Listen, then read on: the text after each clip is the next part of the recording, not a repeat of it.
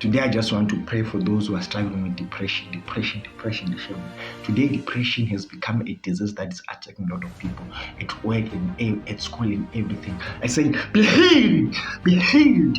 I say that spirit of depression, out, out, out, out, out, out, out, out. I said that spirit of depression, leave my people, leave my people, leave my people. That spirit of depression. I said, leave, leave, leave, leave, leave, leave. You depression have no power. You depression have no strength. You depression cannot destroy my people. You depression have no strength. I said, leave, leave, leave. In the mighty name of Jesus. You are leaving my people today with that depression. You are leaving my people with depression. You have no power over my people.